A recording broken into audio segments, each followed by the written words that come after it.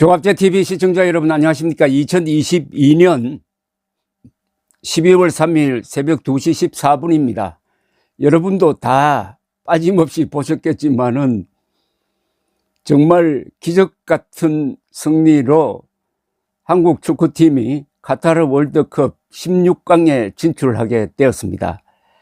도하의 기적이 다시 일어났습니다. 1993년 도하의 기적이 그러니까 29년 만에 다시 일어났습니다. 추가 시간 대에 황희찬 선수가 골을 넣어가지고 2대1로 역전승했습니다. 2대1로 역전승함으로써 포르투갈과 한국이 16강에 진출하게 되었습니다. 그리고 아주 흥미롭게도 우리를 도와준 선수는 포르투갈의 호날두였습니다. 호날두의 등이 우리를 결정적으로 도와주었고, 마지막에 역시 손흥민 선수가 돌파를 하면서 어시스트를 하고 교체 투입된 황희찬 선수가 깨끗한 골을 넣어서 기적이 일어났습니다. 아마 한국 스포츠 역사상, 세계 스포츠 역사도 그렇겠지만 이렇게 드라마틱한 사건은 아마 앞에도 없었고 뒤에도 없을 것 같은 느낌이 듭니다. 전무후무합니다. 2대1로 이겨서 그걸로 끝난 게 아니죠. 우루과이와 가나에서 우루과이가 2대0으로 이기고 있었는데 우루과이가 가나에게 2대0으로 이기고 있었는데, 이때 만약 우루과이가 한 골을 더 넣는다든지 하면은 낭패가 될 뻔했습니다. 그러니까 그때 그쪽도 추가 시간 시합을 하고 있었는데 빨리 끝나도록, 빨리 우루과이가 2대0으로 이긴 상태에서 끝나도록 기도하는 사람이 많았을 것입니다. 이런 게 바로 1993년 도하에서 우리가 북한에 3대0으로 이긴 상태에서 일본이 그때 이라크를 상대로 2대1로 이기고 있었습니다.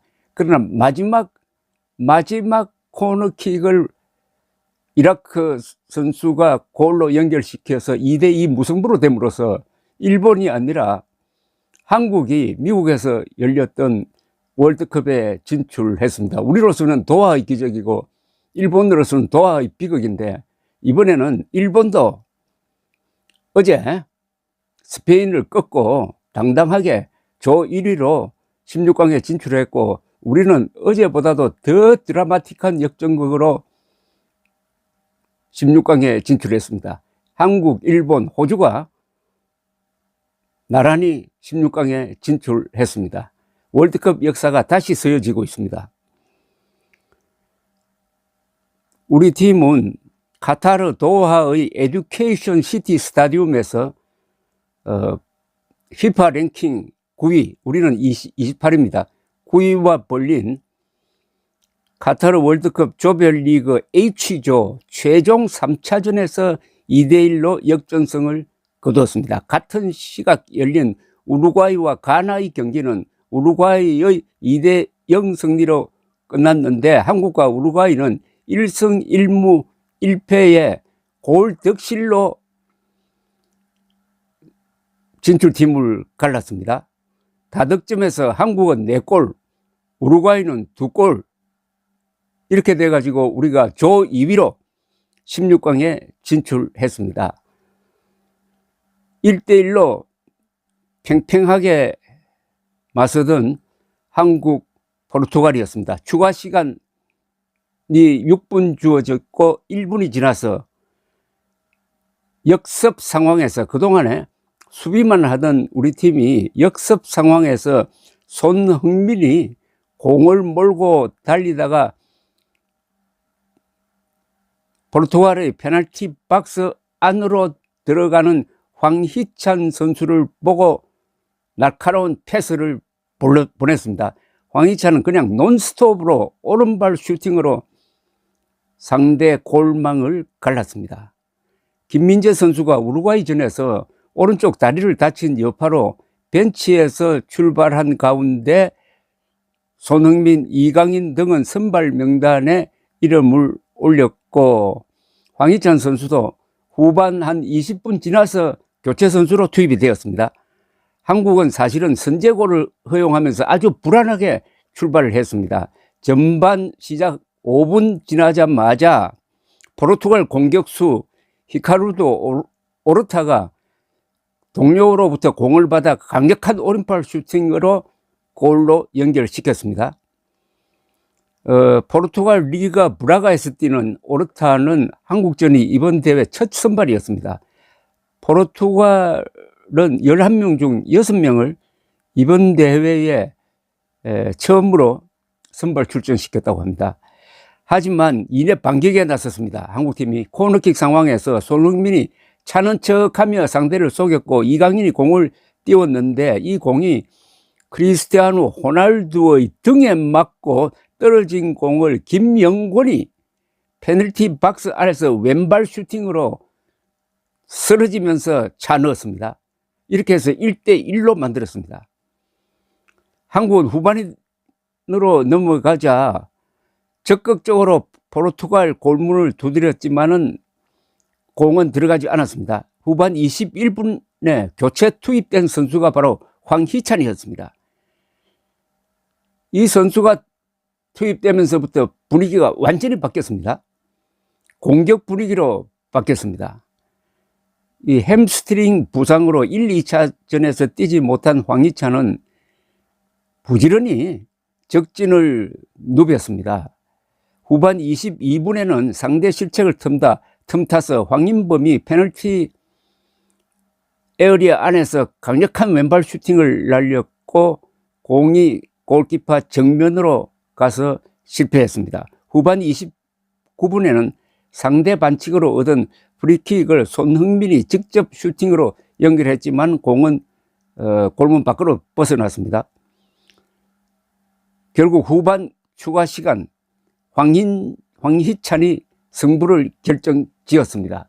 황희찬의 후반 20분쯤 교체 투입, 이게 이번 승부의 분수령이었습니다.